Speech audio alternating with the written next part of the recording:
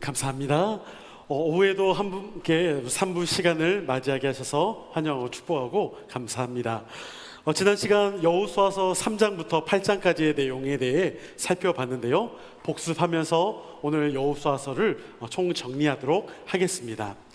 지난 시간 요단강을 건너기 위한 이스라엘의 순종에 대해서 잠깐 봤던 것 같습니다.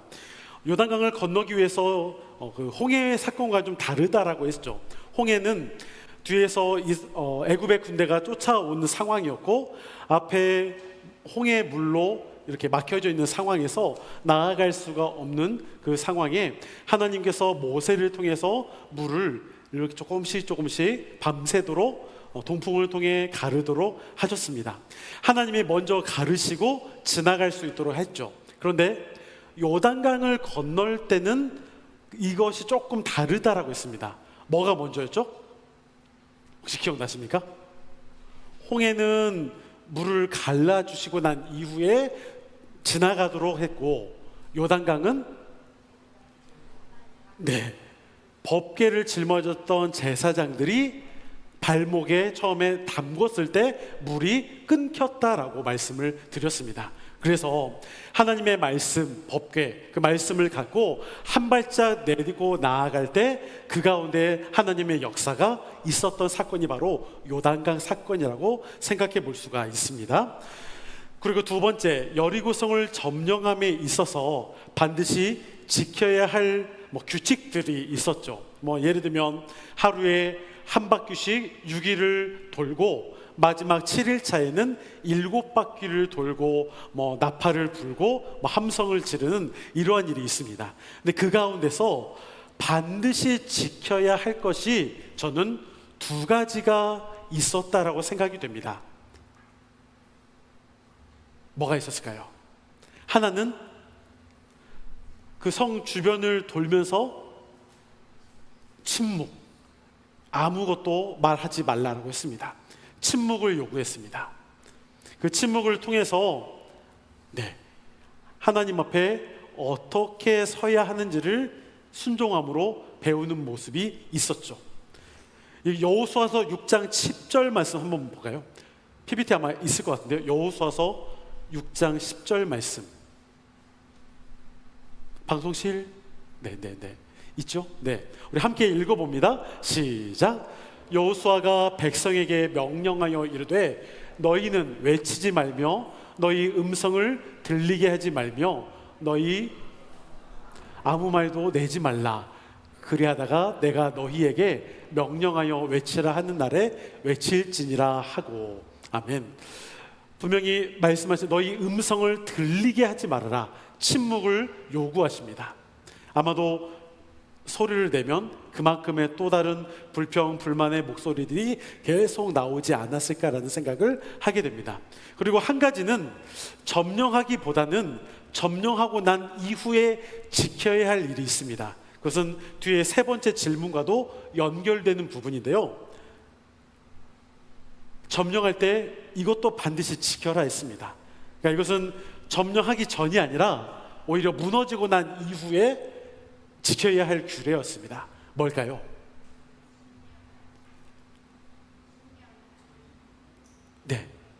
양쪽에서 들리는데 제가 귀가 잘 안 들려가지고 자신 있게 말씀하셔도 됩니다.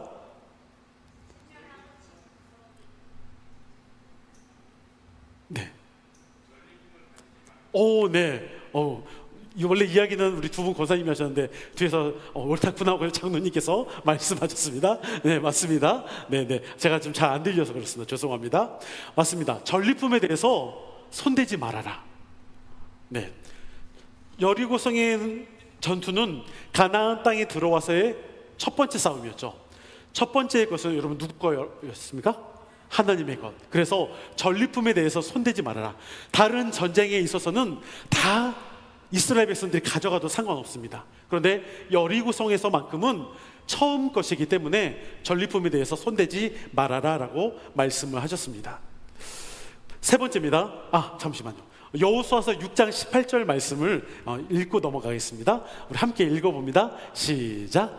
너희는 온전히 바치고 그 바친 것 중에서 어떤 것이든지 취하여 너희가 이스라엘 진영으로 바치는 것이 되게 하여 고통을 당하게 되지 아니하도록 오직 너희는 그 바친 물건에 손대지 말라. 아멘. 고통을 당하지 않도록 어떤 것이든 손대지 말아라. 하나님의 것이니까 손대지 말라고 이야기했습니다. 그리고 세 번째입니다. 왜 아이성 전투에서는 패했을까요?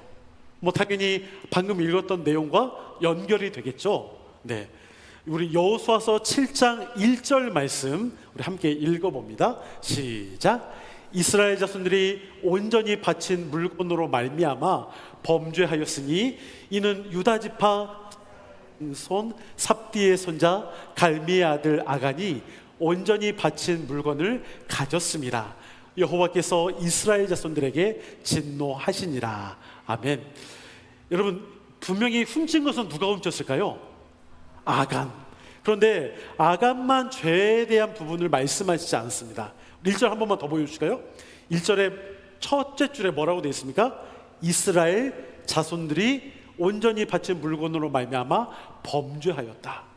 실제로 훔쳐간 놈은 누구? 아간인데요. 그런데 하나님께서 보시기에는 아간 한 사람의 죄악으로만 보시지 않았어요. 이스라엘 전체의 죄로 보셨습니다. 이것이 뒤에 7장 11절에서도 말씀하는데요. 우리 7장 11절 말씀도 함께 읽어봅니다. 시작. 이스라엘이 범죄하여 내가 그들에게 명령한 나의 언약을 어겼으며 또한 그들이 온전히 바친 물건을 가져가고 도둑질하며 속이고 그것을 그들의 물건들 가운데 두었느니라. 아멘. 네, 여기서도 11절에서도 여호와께 이스라엘이 범죄하였다라고 말합니다. 그러니까 실제로 범죄를 저지른 사람은 따로 있지만 하나님은 이스라엘 전체 공동체의 죄로 보고 있는 경우가 있다라는 거죠. 그렇기 때문에 저는 이것이 우리 공동체에서도 참 중요하게 생각해야 할 문제인 것 같습니다. 우리 가운데도 나만 괜찮으면 돼 라는 게 아니라 나와 함께하고 있는 사람들도 그 죄 가운데 같이 있을 수 있고, 또한 주변에 있는 사람들도 그 한 사람의 잘못을 그냥 너만의 잘못이야 라고 보는 게 아니라 서로가 함께 그렇게 죄 가운데 있으면 안 된다라는 것을 권면하기도 하고 바른 길로 인도하는 일도 공동체가 함께 해야 한다라는 거죠. 이러한 부분들이 분명히 우리에게 필요하겠습니다. 이건 지난 시간의 복습이었고요. 이제 가나안 땅을 정복해가는 과정에 대해서 살펴보도록 하겠습니다. 네. 가나안 먼저는 앞에 우리가 여리고성과 아이성을 점령했는데 이것은 가나안 중부 지역을 점령한 내용입니다. 지도 한 번만 보여주실까요? 지도 보시면 이제 여기가 이제 요단강이죠. 그리고 이스라엘 백성들이 요단강을 건너서 여리고성을 무너뜨리고 아이성까지 오는데 여기에 대한 좀 더 확대한 것이 이거예요. 요단강이고 건너와서 길갈에서 할례를 행했고요. 여리고성을 무너뜨렸고 그리고 아이성까지 왔습니다. 근데 이것이 지금 이 지도에서 본다면 이 가나안 중부 지역을 먼저 끄는 거예요. 이게 전략적으로 그렇게 한 이유가 있었다라고 합니다. 그래서 이 위에 보면 가나안 북부 지역과 가나안 남부 지역이 서로 연결되는 큰 대로가 여기에 있는데 여기에 그 대로를 이스라엘 백성들이 끊었다라고 말을 합니다. 즉 북쪽에 있는 지역과 이방 지역에 또 남쪽에 있는 가나안 지역이 서로 연합하지 못하도록 그것을 끊었다라고 이야기를 합니다. 전략적으로 그렇게 함으로 인해서 먼저 여기를 중간을 끊고 그리고 난 다음에 남쪽에 있는 가나안 지역을 점령하고 나중에 북쪽으로 올라가서 점령하게 되는 내용이 여호수아서에 기록되어 있습니다. 가나안 중부를 점령했던 것은 방금 우리가 살펴봤던 내용입니다. 앞에서 살펴본 것처럼 요단강을 건너 가나안 입성에 성공한 이스라엘은 첫 번째 전투인 여리고에서 대승을 거두고 두 번째 전투인 아이성 전투에서는 첫 번째는 실패했고 두 번째는 성공했습니다. 그렇게 성공함으로 인해 이스라엘은 가나안 중부를 점령했고 그렇게 해서 가나안 북쪽과 남쪽을 갈라 놓았습니다. 이는 가나안 북쪽과 남쪽이 서로 연합하지 못하도록 막았다고 합니다. 연합하지 못하도록 막았다라고 우리가 그렇게 기록을 하면 될 것 같습니다. 자, 그러면 이제 중부를 점령하고 난 이후에 어느 쪽이냐? 남쪽을 점령하는 내용이 여호수아서 9장과 10장의 내용입니다. 점령해가는 과정을 좀 본다라면 이스라엘이 가나안 남쪽을 점령했다는 소식에 가나안 남부의 왕들, 헷 족 아모리, 가나안, 브리스, 히위, 여부스 사람들이 서로 함께 모여서 의논을 합니다. 왜냐하면 이스라엘이, 여러분 당시에 여리고성은 아주 큰 요새와 같은 곳이었습니다. 실제로 여리고성에 우리가 생각하는 성벽에 사람들이 살았다고 할 만큼 성벽 자체가 몇 미터나 되는 그러한 공간이 넓게 있었다고 합니다. 그러니까 성벽에 사람이 매달렸다기보다는 성벽에 집들이 있었대요. 그러니까 그만큼 여리고성이 꽤 큰 성이었습니다. 근데 이 큰 성이 그냥 어떻게 보면 하루아침에 와르르 무너졌죠. 그러니까 가나안 남부에 있었던 사람들이, 족속들이 걱정을 하는 거죠. 이스라엘을 그냥 놔두면 안 되겠다. 그래서 5, 6 족속들이 서로 연합을 맺게 됩니다. 그래서 이것을 어떻게 하냐? 이스라엘과 맞서 싸우자, 이렇게 계획을 세우죠. 그런데 이들과 다르게 어떠한 주민들이 이스라엘과 조약을 맺으려고 합니다. 그 백성들이 누구냐? 기브온 주민들입니다. 이 기브온 주민들도 알고 보면 뭐 외부에서 있는 민족들이 아니라 그 가나안 지역에 있는 민족입니다. 기브온 주민들은 이스라엘과 그들이 어마무시하다는 소식을 들으니까 조약을 맺으려고 합니다. 그래서 꾀를 내고 사신을 보내서 우리가 멀리서 온, 그러니까 가나안 지역이 아니라 그 밖에 있는 다른 지역에서 온 사람들이다라고 거짓말을 하게 됩니다. 그들은 이스라엘의 소문을 듣고 먼 곳에서 왔다 속여 말하며 조약을 맺죠. 그렇다면 여기서 이스라엘이 취해야 할 행동이 뭘까요? 그러니까 이스라엘의 입장에서는 이 사람들이 가나안 밖에서 온 사람들인지 안에서 있는 사람들인지 알 수 없어요. 그러니까 지금의 상황에서 조약을 맺느냐 안 맺느냐는 전적으로 이스라엘 가운데 조약을 맺으면 그들을 함께 동맹을 맺었으니까 그들을 치면 안 되죠. 그런데 이들이 만약에 가나안에 살고 있는 사람들이라면 이들을 물리쳐야 합니다. 그럼 여러분 그 판단을 어떻게 할까요? 맞습니다. 하나님 앞에 물어야 합니다. 하나님 앞에 기도하거나 하나님 어떻게 해야 할까요? 라고 무엇인가를 제스처를 취해야 하는데 그거에 대해서 성경이 아무런 말이 없습니다. 여러분 우리가 아이성 전투를 생각해 보면 제가 앞에서 다 이야기를 하지 않았지만 아이성 전투 때도 마찬가지였어요. 왜냐하면 그 첫 번째 힘들었던 여리고성의 전투에서 분명히 하나님께 물었다기보다는 하나님께서 명령을 내리셨죠. 하루에 한 바퀴씩, 마지막 날 7째 날은 7바퀴를 돌면서 침묵해라, 또한 전리품을 가져서도 안 된다, 그러한 것들을 하나님이 다 알려주셨거든요. 그런데 정말 큰 성을, 여리고성을 무너뜨리고 난 이후에 두 번째 전투가 어떤 전투였죠? 아이성. 아이성 하면 늘 항상 아이가 생각나. 그만큼 작다고 합니다. 아이성인데 이 아이성 전투 가운데는 그 어떤 것도 하나님 앞에 묻지 않았습니다. 물론 아간이 전리품을 훔쳤다는 그 범죄도 분명한 큰 죄악이었지만 하나님 앞에 묻지 않았어요. 그러다 보니까 아이성 전투 때는 아마 여호수아서 7장쯤 될 거예요. 사람들이 우리가 그냥 싸워 이길 수 있을 거야 싶어서 사람들을 그냥 한 3,000명 정도 데려가서 싸우면 돼. 3,000명이 갔어요. 그런데 죽은 사람이 36명이었어요. 제가 여러분들에게 말씀드렸죠. 36명이 여러분 한 100분의 1밖에 안 돼요. 100분의 1 여러분 전투에서 죽은 것은 잔인하지만 그건 뭐 죽은 것도 아니에요. 반절이나 죽은 것도 아니기 때문에. 그러니까 알고 보면 36명 죽은 것은 실패라고 말하기도 어렵습니다. 그런데 성경은 그것을 왜 실패라고 보느냐? 여리고성의 큰 전투에서는 단 한 명의 사상자도 없었잖아요. 하나님의 말씀에 순종함으로 인해서 얻었습니다. 그런데 아이성 전투에서는 하나님 앞에 묻지 않고 자신들 스스로 이길 수 있다 나아가서 결과가 36명이 죽은 거예요. 그래서 성경에서는 아이성 전투는 하나님 앞에 묻지 않고 죄악 가운데 있었다라고도 말을 합니다. 그렇다면 오늘 우리가 함께 지금 보고 있는 기브온 주민들도 마찬가지로 지금 외부에서 왔다라고 이야기하고 뭔가 좀 조약을 맺으려고 하는 상황이라면 그것을 이스라엘 백성들이 어떻게 알아요? 당연히 하나님 앞에 물어야 합니다. 그런데 물었다라는 이야기가 없습니다.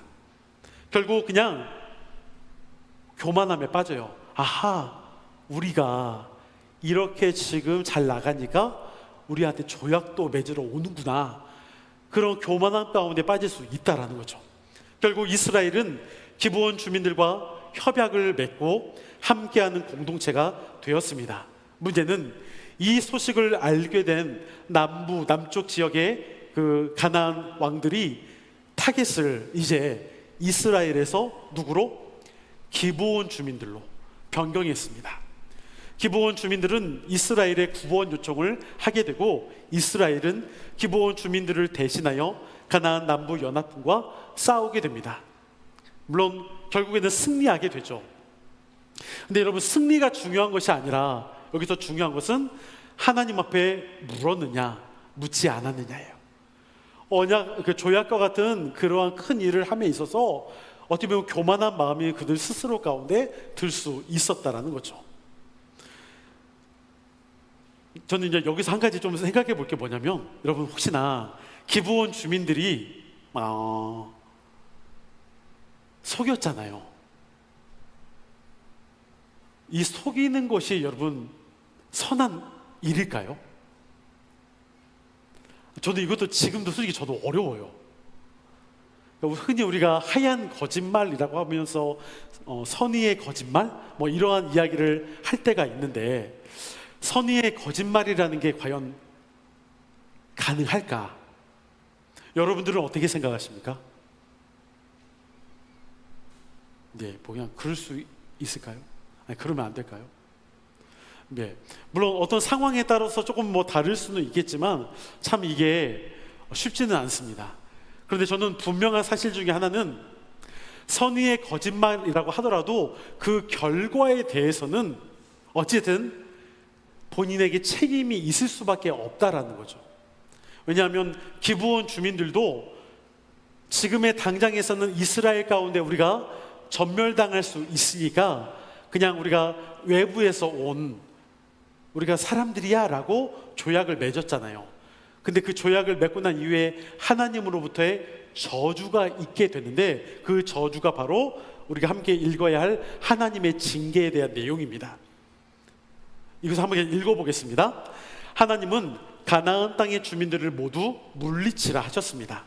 기브온 주민들 역시도 원래는 그 대상에 속합니다. 그러나 기브온 주민들은 속였다 할지라도 이스라엘과 조약을 맺은 동맹국입니다. 그렇다면 이들은 어떻게 해야 할까요? 하나님은 기브온 주민들과의 조약 역시도 지켜야 할 약속으로 여기셨습니다. 다만 그들의 속임수에 대해서는 책임이 따르도록 하셨습니다. 기브온 주민들을 성전에서 일하는 종으로 삼았습니다. 왜 성전 노예로 삼았을까요? 왜 그럴까요, 여러분? 그러니까 속였던 일에 대해서 하나님께서 기브온 주민들에 대해 종으로 살게 될 것을 말씀하셨습니다. 그런데 이스라엘 공동체의 종이 아니라 성소 성전에서 일할 종으로 세우셨습니다. 왜 그럴까요? 첫 번째는 가나안 종교, 우상 숭배가 이스라엘과 섞이지 않도록 하기 위함입니다. 만약에 이스라엘의 백성들의 종으로 들어가게 되면 사람들과 함께 하면서 그들이 믿었던 이방의 신들, 우상을 그대로 또 함께 노출시킬 수가 있거든요. 그렇다면 이스라엘 공동체가 또 부정한 모습 가운데 있을 수가 있습니다. 그러니까 하나님은 오히려 이스라엘의 종으로 세운 것이 아니라 성소, 성전의 종으로 남도록 하셨습니다. 그렇다면 성소, 성전의 종이면 그곳에서 하나님 앞에 모든 걸 맡기고 그들이 일을 할 수밖에 없죠. 장작을 캐오든 패든 아니면 물을 길러오든 그 여러 가지 노예 종의 일을 그들이 이스라엘이 하면서 그 안에서 다른 우상의 것을 섬기거나 하면은 죽게 되죠. 그러니까 철저하게 하나님의 그 거룩함 안에서 일을 할 수 있도록 그렇게 좋게 말하면 보호를 해주신 거고 또 함께 그렇게 구별할 수 있도록 두셨다는 것입니다. 두 번째 이유는 뭐냐면 이스라엘이 함부로 이들을 자신들의 노예로 삼지 못하도록 하기 위해서입니다. 왜냐하면 이들은 하나님의 노예이지 이스라엘의 노예가 아닙니다.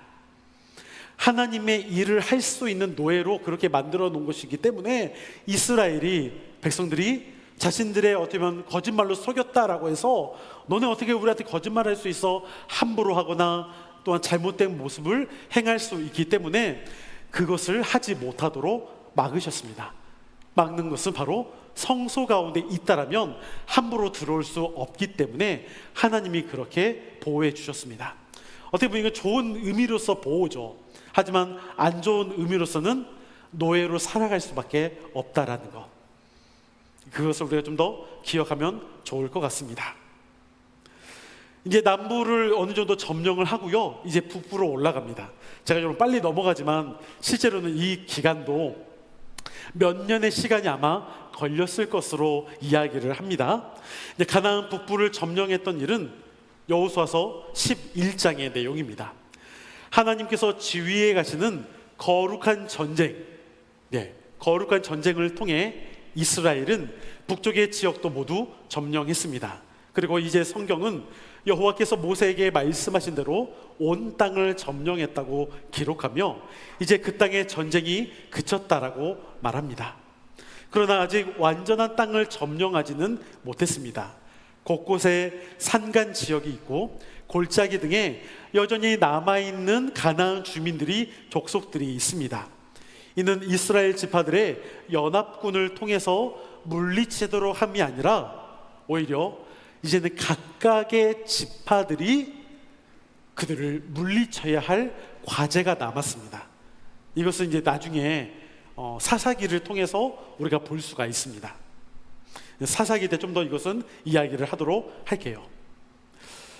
정복에 대한 결과와 기업 분배를 하기 전에 여러분 피곤하시죠? 기지개를 좀 하고.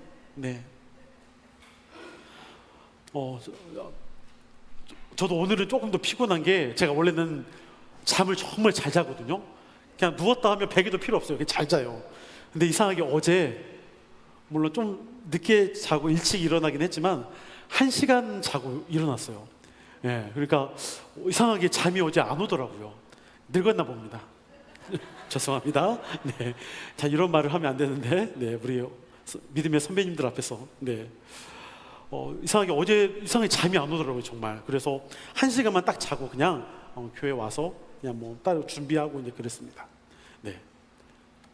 다들 힘을 내서 이 뒤에 부분 우리 하도록 하겠습니다. 이제 여호수아서 12장부터 21장까지는 정복에 대한 결과와 기업으로 분배를 받는 내용입니다. 정복의 왕에 대한 나열이 12장에 있고요. 또 13장 초반부에는 정복하지 못한 지역에 대해서 말합니다. 뭐 어디 골짜기에 있고 어디 산간 지역에 있고 막 그렇게 막 있다라고 쭉 열거를 합니다. 그렇다면 왜 다 정복하지 못하도록 내버려 두셨을까요? 이미 하나님은 계속 제가 여러분들에게 약속했던 제가 약속한 건 아니죠. 하나님이 약속하셨죠. 아브라함 가운데 이삭, 야곱을 통해서 땅과 기업에 대한 약속을 주셨잖아요. 아니, 땅을 주시기로 했으니까 분명히 모든 것을 다 주시는 것이 맞잖아요. 그런데 왜 여전히 남아 있을까요? 하나님은 백성들이 약속에 순종하는지 보기 위해 남겨두셨습니다. 약속에 순종하는지, 그리고 이들을 시험하기 위해서 남겨두었습니다. 이 순종과 시험이 뭐냐? 이건 좀 우리가 사사기 말씀을 통해 좀 볼 수 있는데요. 사사기 3장 2절과 4절 말씀 PPT 한 번만 보여주시면, 우리 3장 사사기입니다. 사사기 3장 2절과 4절 우리 함께 읽어봅니다. 시작. 이스라엘 자손의 세대 중에 아직 전쟁을 알지 못하는 자들에게 그것을 가르쳐 알게 하려 하사 남겨두신 이방 민족들은 남겨두신 이 이방 민족들로 이스라엘을 시험하사 여호와께서 모세를 통하여 그들의 조상들에게 이르신 명령들을 순종하는지 알고자 하셨더라. 아멘. 사사기에서 말하는 남겨둔 이들이 가나안 이들이 있다라는 거죠. 여러분, 여호수아와 사사기는 서로 연결되어 있습니다. 왜냐하면 여호수아서는 땅을 정복하고 각 기업으로 땅을 분배받죠. 사사기는 기업으로 분배를 받는 지파들이 아까 말했던 것, 남겨둔 이방 민족들을 이제 물리쳐야 하는데, 지금까지 여호수아서에서는 연합군이었잖아요. 각 지파들이 힘을 합쳐서. 근데 사사기에서는 연합군이 아니라 각 지파별로 이제 싸우게 됩니다. 그래서 여호수아와 사사기는 서로 이렇게 연결되어 있고, 그러므로 인해서 사사기 가운데 왜 그들을 남겨두었는지를 설명하고 있는 겁니다. 바로 순종과 시험을 하기 위해서라는 거죠. 그러니까 여러분들 아마 다음 시간에도 함께 볼 텐데, 사사기 2장 10절에 보면 여호와를 알지 못하는 세대라고 이야기를 하면서 다른 세대를 이야기를 합니다. 그러니까 하나님과 함께, 예를 들면 여호수아서나 모세와 함께 했던 사람들은 그래도 하나님이 어떻게 역사하는지를 경험했어요. 여리고성이 무너지는 것도 함께 경험하고, 함께 거룩한 전쟁을 통해서 하나님이 우리와 이렇게 함께 싸우시는구나 경험을 했는데, 이제 가나안 땅에 정착하잖아요. 사사기 말씀이, 사사기에 정착하면서는 이제 그 하나님을 찾지 않아요, 잘. 왜냐하면 여러분, 광야를 지나오면서 전쟁을 통해서는 그래도 하나님을 의지해야 돼요. 하나님 앞에 기도하거나 하나님을 붙들어야 그래도 먹을 거에 나오잖아요. 만나를 주시든 메추라기를 주시든 물을 주시든 전쟁에서 승리를 하든 하나님 앞에 구해야 하나님이 주세요. 그런데 가나안 땅에 정착하고 나서는 굳이 하나님 앞에 달라고 하지 않아도 먹을 게 있네요. 물이 있어요. 그러니까 하나님을 찾는 것이 아니라 그냥 농경사회 가운데 이제 그들이 원하는 것을 오히려 더 풍성하게 얻기 위해서 그들이 가나안 종교를 믿는 거예요. 가나안 종교가 여러분 뭡니까? 대표적인 거 두 개. 뭘까요? 다 아는 거예요. 뭘까요? 하나는 바로 시작해요. 바알. 또 하나는 아로 시작해요. 아세라. 맞습니다. 바알과 아세라죠. 여러분, 바알은 뭐냐면 풍토의 신이에요. 풍토의 신이니까 예를 들자면 땅, 기후, 날씨, 그런 기후. 여러분, 농경사회에서 중요한 게 뭡니까? 적절한 때 비가 오고 적절한 때 태양이 비춰야 하잖아요. 그러니까 마찬가지로 바알 신을 그냥 의지하게 되는 거예요. 여러분, 그 다음에 아세라는 어떤 신일까요? 예, 아세라는 풍요의 신입니다. 그러니까 뭐냐면 다산을 기원하고 뭔가를 풍성하게 해주는, 제가 그걸 올려놓았으면 더 좋았을 텐데 그렇네요. 이건 사사기에 가서 제가 한 번 더 이야기를 할 테니까요. 그러니까 뭐냐면 사사기에 가면 아세라 신은 풍요의 신이다 보니까 뭔가를 우리가 농경을 통해서 양식을 얻으면 그것이 풍요롭게 되어야 한다라는 것을 보장해 주는 신이에요. 그러니까 실제로 가나안 종교가 타락하고 또 음란하다고 말하는 이유는 뭐냐면 바알과 아세라가 서로 약간 부부처럼 이야기를 하거든요. 부부 사이에는 여러분 거리낌이 좀 없잖아요. 이것도 19금인데 제가 뭔 말을 하려는지 여러분 좀 아시겠죠? 네. 그러니까 서로 그렇게 사랑을 나누어야 바알과 아세라 가운데 모든 것이 풍요롭게 될 수 있다라는 것을 가르치다 보니까 가나안 종교 가운데 하나님이 너희가 그에 빠지지 말아라라는 이유가 남녀 간의 그러한 행위, 그걸 통해서 죄악 가운데 갈 수 있는 것을 말하기 때문에 바알과 아세라와 같은 가나안 종교를 철저하게 진멸하라는 이유가 그런 거거든요. 근데 이스라엘 백성들이 이제 정착하면서 사사기에 보면 거기에 그대로 그냥 있는 거죠. 그래서 점점 더 타락해져 가는 모습이 있게 됩니다. 그래서 하나님은 순종할 수 있는지 시험하고 있습니다. 남겨진 이들을 통해서 하나님의 말씀에 순종한다면 그 이방의 지역 가운데 있는 남겨진 사람들을 물리칠 수 있지만, 하지만 하나님의 말씀에 순종하지 않는다면 오히려 남겨진 사람들로 인해서 사사기에 가면 이스라엘을 괴롭힙니다. 이것을 사사기에 가서 다시 또 이야기를 하겠습니다. 이제 3쪽입니다. 기업 땅 분배에 대한 내용이 13장 8절부터 21장까지의 내용에 많이 기록되어 있습니다. 여러분 그 프린트물에 PPT 지도가 있겠지만 앞에 화면에도 있습니다. 뭐 두 개 여러분 똑같은 지도입니다. 여러분 요단 동쪽 기업의 분배에 대한 내용이 있죠. 여러분 요단과 동쪽이 어느 지파입니까? 두 지파 반, 루벤, 갓, 므낫세 반지파, 두 지파 반이 여기 있습니다. 므낫세 반지파는 서쪽에도 있기 때문에 반지파라고 그렇게 표현을 한 겁니다. 그리고 요단 서쪽의 기업에 대한 분배가 14장부터 19장까지 있습니다. 나머지 9지파 반이 땅을 제비 뽑아 갖게 됩니다. 각 인원과 필요에 따라 하나님께서 그 과정에 참여하고 계십니다. 그리고 20장에 가서는 도피성에 대한 내용이 있고요. 뭐 이건 전에 이야기를 했으니까 넘어갈게요. 또 레위지파의 기업이 21장에 48개의 성읍 가운데 있다라는 내용들을 좀 볼 수 있습니다. 그러면서 이제 밑에 여러분 박스칸에 네모에 14장에 등장하는 갈렙에 대한 이야기를 조금 더 하겠습니다. 갈렙에 대한 이야기가 14장에 갑자기 등장합니다.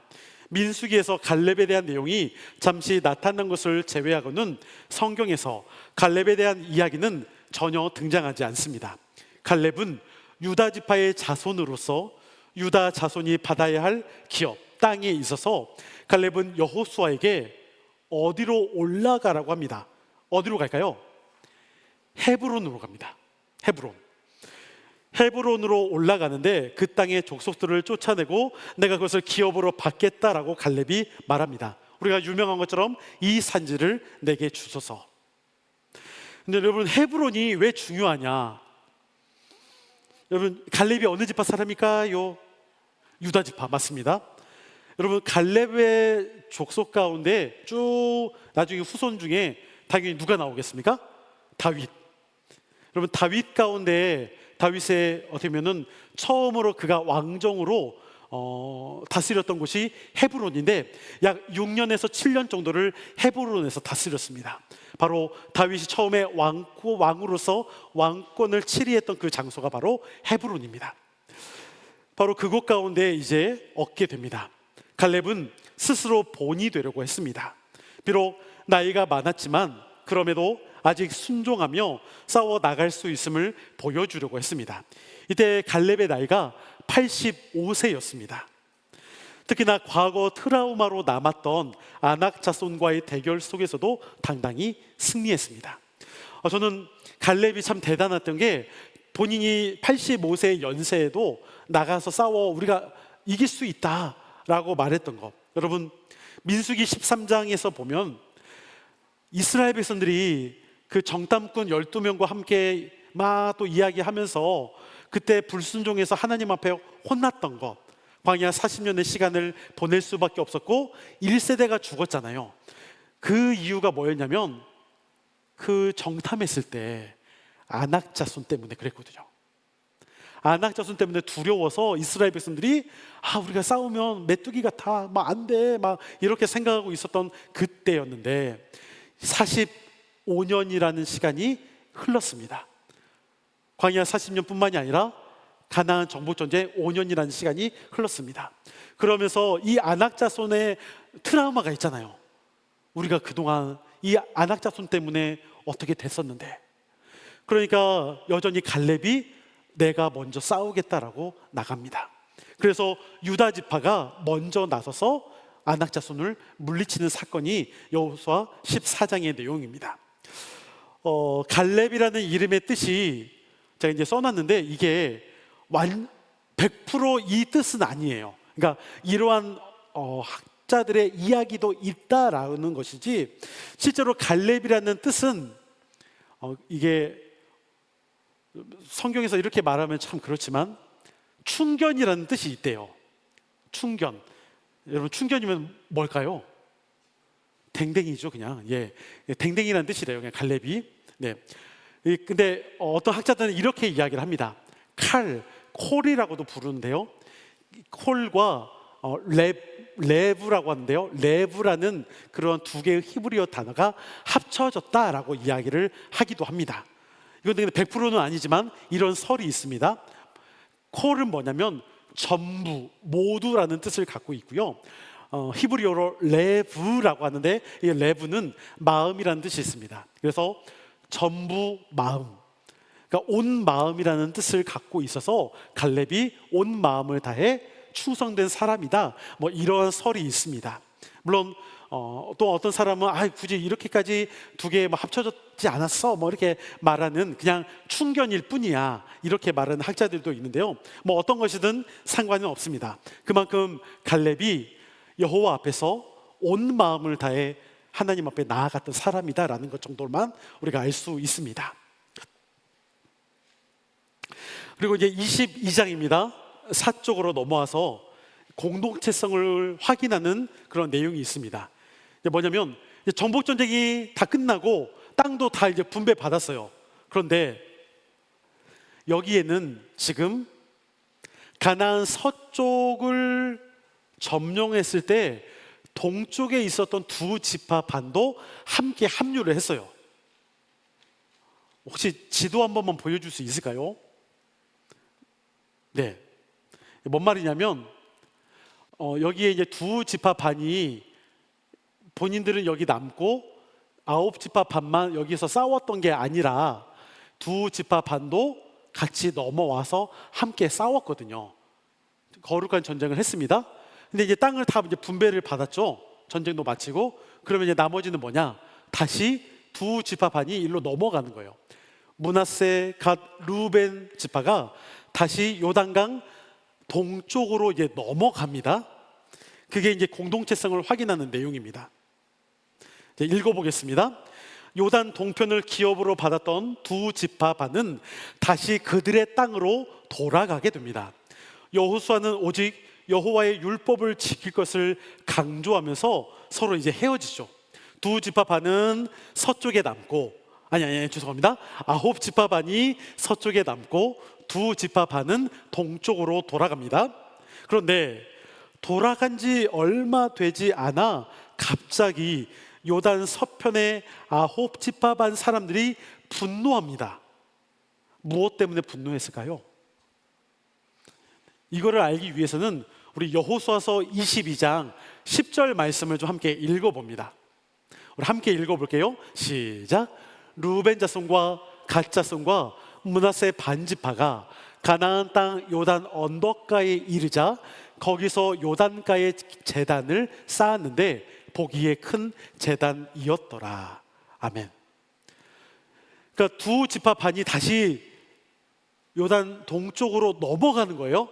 근데 넘어가는 중에 뭘 쌓았습니다? 제단.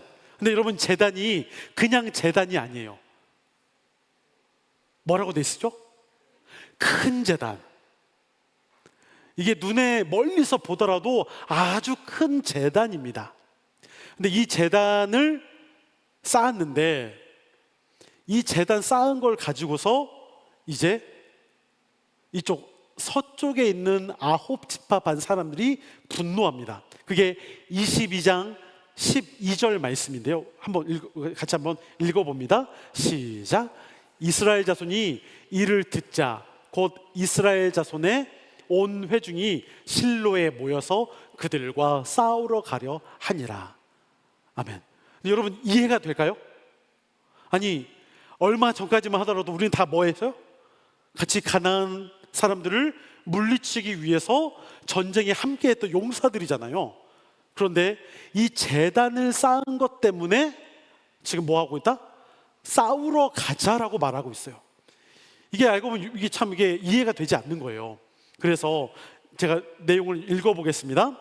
요단 서편으로 넘어가던 두 지파 반이 요단 강가에 큰 제단을 설치하죠. 단을 설치합니다. 이 제단을 설치했다는 이유 때문에 아홉 지파 반 사람들은 요단 서편의 사람들을 진멸하자고 말합니다. 그 이유는 지정된 장소 이외에 다른 곳에 제단을 설치한다는 것은 신명기 말씀에 근거한 불법이요 불순종이기 때문입니다. 이게 뭔 말이냐면 여러분 하나님은 이스라엘 가운데 한 곳에서만 제사를 지낼 수 있도록 명하셨죠. 그것이 지금의 이스라엘에게는 아마 실로 정도가 될 것 같아요. 그러니까 여러분 제사를 지낼 수 있는 공간이 어디여야 할까요? 뭐가 있는 곳? 아직 성전이 지어지지 않았죠. 그렇다면 여러분 뭐가 있는 곳일까요? 성막, 법궤가 있는 곳이 바로 제사를 지낼 수 있는 곳이에요. 근데 그곳이 지금 아마도 실로 정도 될 것 같은데, 그런데 이스라엘 백성들이 지금 두 지파 반이 요단강 동쪽으로 넘어가면서 제단을 쌓으니까 이쪽 서쪽에 있는 사람들이 오해를 하는 거죠. 아니 아직 오해인지 모르겠어요. 뭐라고 생각하냐면 아니 어떻게 하나님 앞에 단을 쌓아야 할 그곳이 따로 있는데 어떻게 너희가 지금 다른 제단을 쌓을 수 있느냐, 그것에 지금 엄청 화가 났어요. 그래서 어떻게 하냐, 각 지파별로 한 명씩 대표를 뽑습니다. 아홉 지파 반이니까 므낫세 반 지파에서도 한 명 해서 10명의 지도자를 뽑아서 대표단을 구성해 알아보러 갑니다. 그래서 가서 물어봅니다. 너네가 왜 제단을 쌓았느냐라고 가서 물어봐요. 대표단이 서편의 사람들을 만나 동편의 사람들인데요.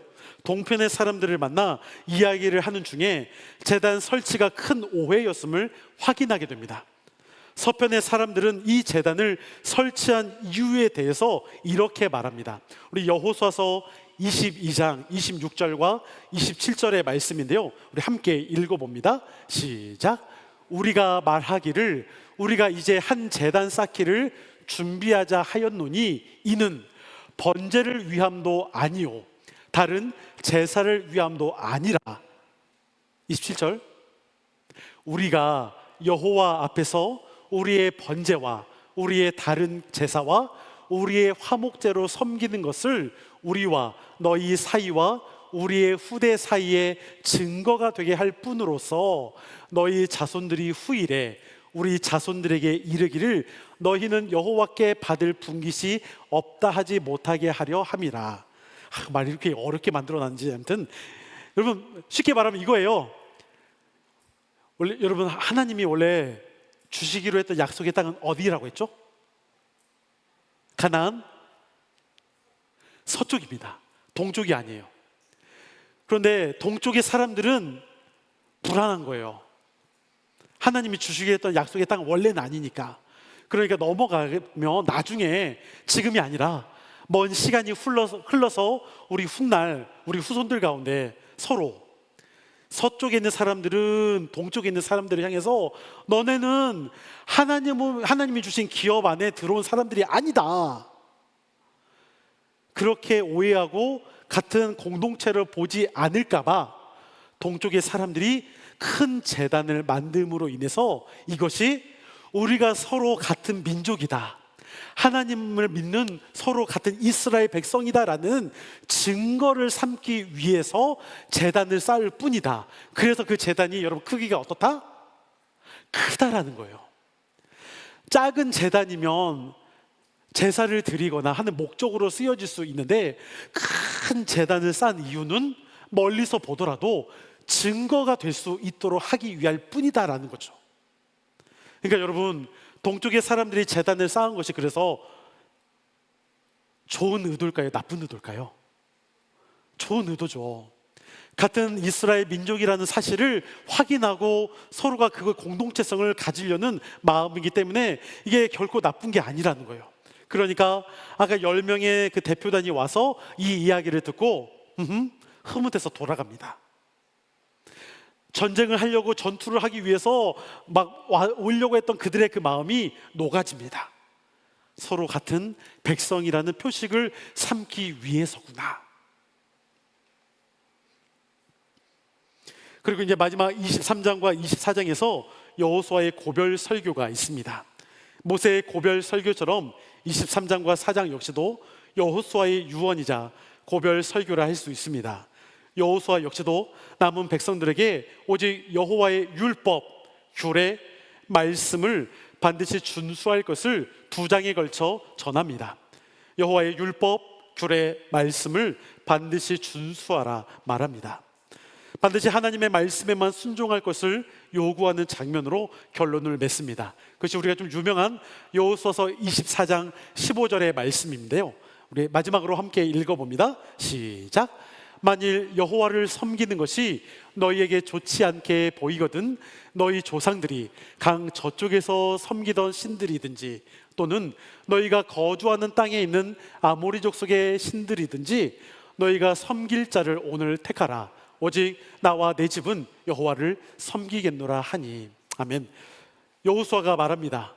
나와 내 집은 여호와만 섬길 거야. 너네도 선택해라. 결정해라. 어떻게 할 거냐? 그러니까 이제 이스라엘 백성들이 여호와를 섬기겠다 말합니다.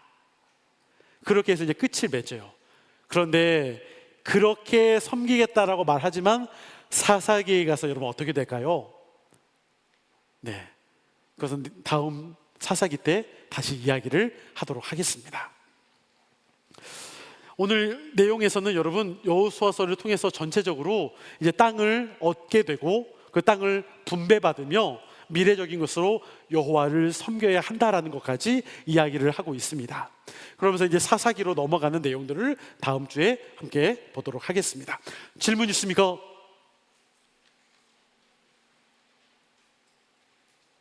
네, 여러분들 개떡같이 말해도 찰떡같이 알아듣는 여러분들 자랑스럽습니다. 감사합니다. 네, 제가 기도하겠습니다. 여러분, 거룩하신 아버지 하나님, 오늘도 여호수아 마무리를 하게 됩니다. 하나님께서 우리를 지켜주시고 보호하시며 이스라엘 가운데 거룩한 전쟁을 통해서 우리와 함께 하셨던, 이스라엘 가운데 함께 하셨던 그 하나님이 지금의 우리 가운데도 날마다 함께 하고 계심을 믿습니다. 여호와만이 우리의 유업임을 우리가 고백합니다. 그리스도 안에서 날마다 살아가는 것이 우리 가운데의 자랑이요 기쁨임을 고백합니다. 우리가 세상의 기업을 얻으려고 우리가 정말 발버둥치며 살아가는 그러한 모습이 아니라 우리의 믿음을 지키며 우리의 신앙을 지켜 나아가는 그 모든 거룩한 전쟁 가운데 하나님께서 날마다 우리와 함께 하시고 지켜 보호해 주시옵소서. 그러므로 한 주간의 우리의 삶이 더욱 주의 뜻 안에서 또한 감사와 기쁨 가운데 승리하며 살아갈 수 있도록 역사하시기를 간절히 소망합니다.